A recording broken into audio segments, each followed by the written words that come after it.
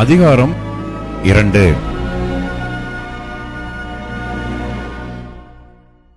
நான் என் கண்களை ஏறெடுத்து பார்த்தபோது, இதோ தன் கையிலே அளவு நூல் பிடித்திருந்த ஒரு புருஷனைக் கண்டேன்.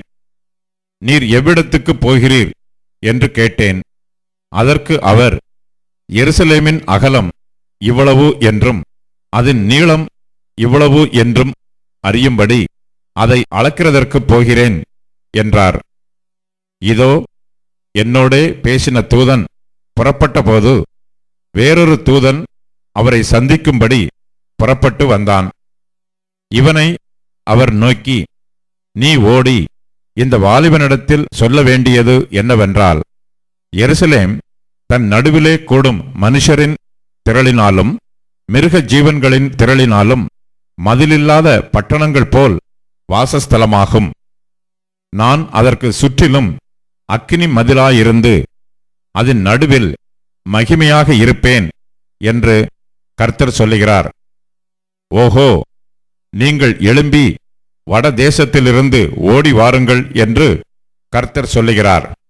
ஆகாயத்து 4 திசைகளிலும் உங்களை நான் சிதறப் பண்ணினேன் என்று கர்த்தர் சொல்லுகிறார். பாபிலோன் குமாரத்தினிடத்தில் குடியிருக்கிற சீயோனே, உன்னை விடுவித்துக்கொள், பிற்பாடு மகிமை உண்டாகும் என்று சேனைகளின் கர்த்தர் சொல்லுகிறார்.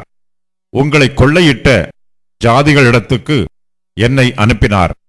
உங்களை தொடுகிறவன் அவருடைய கண்மணியை தொடுகிறான். இதோ நான் என் கையை அவர்களுக்கு விரோதமாக அசைப்பேன். அதனால் அவர்கள் தங்கள் அடிமைகளுக்கு கொள்ளையாவார்கள். அப்பொழுது சேனைகளின் கர்த்தர் என்னை அனுப்பினார் என்று அறிவீர்கள். சீயோன் குமாரத்தியே, கெம்பீரித்து பாடு. இதோ நான் வந்து உன் நடுவில் வாசம் பண்ணுவேன் என்று கர்த்தர் சொல்லுகிறார்.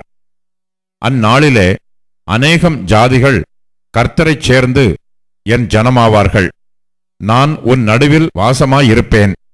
அப்பொழுது சேனைகளின் கர்த்தர் என்னை உன்னிடத்தில் அனுப்பினார் என்று அறிவாய். கர்த்தர் பரிசுத்த தேசத்திலே யூதாவாகிய தமது பங்கை சுதந்தரித்து திரும்பவும் எருசலேமை தெரிந்து கொள்வார். மாம்சமான சகலமான பேர்களே, கர்த்தருக்கு முன்பாக மௌனமாயிருங்கள். அவர் தமது பரிசுத்த வாசஸ்தலத்திலிருந்து எழுந்தருளினார் என்று சொல் என்றார்.